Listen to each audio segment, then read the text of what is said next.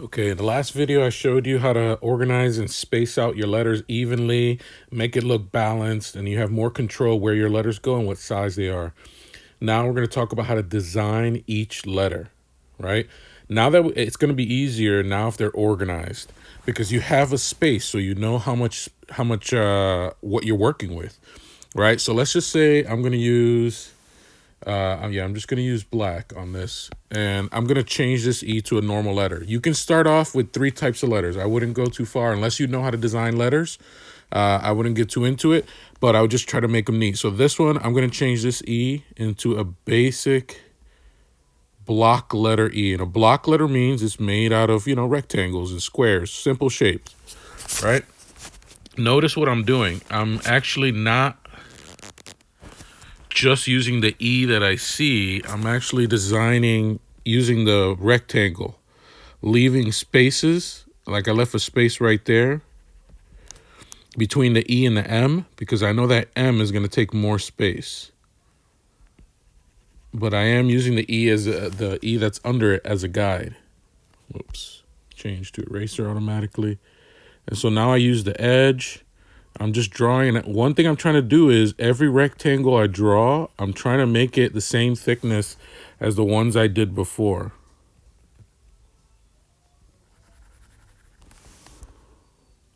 And sometimes to do that, you got to change something, right? Like right there, got a little too thin. Go down. I would do this with a light pencil. I would not do this with a marker. And I would just go off after it with marker. Now, one trick you can do when you're doing these letters, obviously you could use a ruler. The other thing you could do is draw it out in pencil first, try to see if you can get it right, and then put a piece of paper on top and trace all your images and your letters. That way, you make mistakes, you can always change it, and then you have a clean piece of paper with your design by the end. If you use a ruler, and once again, you just got to take your time. Don't try to hurry through this because then you really are going to it's going to just be stressful. You're not going to enjoy it. Now, my idea, I actually wanted to do it differently. I wanted to, well, before I show you my idea, one of the other things you could do is bubble letters. If you like bubble letters, now, obviously, just remember bubble letters is like a fun letter design. So if your statement is serious, you might not want to use bubble letters. I don't know. It depends on you. And so bubble letters are very, very simple. I'll show you how to do bubble letters in the word justice. And so we're going to start right here. And so basically, since you already drew the letters in lines, all you're doing is literally drawing bubbles around every line. So there's the top of the J. I'm going to go down, hook around. Now, the main thing about bubble letters is you want them to be the same thickness everywhere, right? You don't want to change the thickness. Because it'll just look kind of odd, right? Think of a balloon is usually continuously round. Right in here, we could, whoops, switch to the eraser by mistake again. Go down, go up. Notice I'm using the frame, right? That frame is a guide so that these words are going to look like they connect. Now, the way I did this, it doesn't look like traditional bubble letters in the sense that the letters overlap. If you want to do that, then you got to make your bubble letters a little bit bigger. Like right here, they touch. Here's the letter T, just like the J. I'm going to do a bubble at the top. And then I'm going to do another bubble at the bottom. Later on, I'll take the eraser. And then I'll erase the inside so that you can see it's all one thing. Same here. Erase the inside. But I just want to give you a basic idea of how to do this. So now there's 2 ways. Now I'm going to show you a third way, and that was the way that I thought I wanted to do for this the idea. I'll show you what I researched.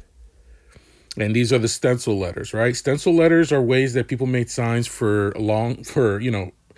I would say it's become popular in the last 30 years. I mean, they've been using stencil lettering in the military for a long time, but it was also a cheap way of making signs that people could read easily.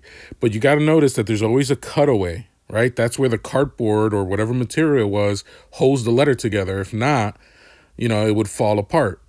So kind of have to look back and forth. And let's see. So I'm going to do the letter T. The letter T should be solid. Let me see. Nope, the letter T is 2 parts. So we're going to do the same thing.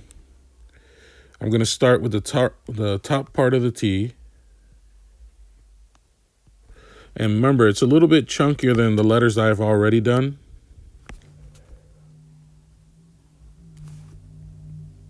But I am trying to make each shape the same thickness.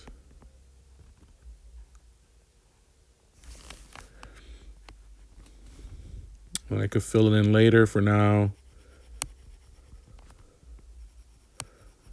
Now the only thing I could have done better is to get this line all the way up to there, because every other letter is going to meet up. It's going to be all the way up there. So I don't remember how to do the J. Let me look at the J real quick. Or I mean the H. I'm just assuming it's a small shape in the middle. Okay, this 2 is like an I, and then it looks like, you know, the middle, the space in the shape in the middle is connected to one of the poles. So let me start with the 2. And actually, I want this to be bigger because I'm going to need the space in the middle if I want it to be the same thickness as that T. And right, like I said, if I use a ruler, this will be a lot neater. But I'm just doing this quickly. If you use a ruler, you're going to make it look really nice. And the other thing is, you got to remember, if you haven't done this a lot, it's going to take you time to get better at things like this. But putting attention into it, putting effort into it for the first time, it's going to make it really good looking. And that's all. You just want to put some effort and enjoy it. So here's the letter H. For now, what I would probably, well, let's move on. And then the Y is, yeah, it has that little split right in the middle. So I think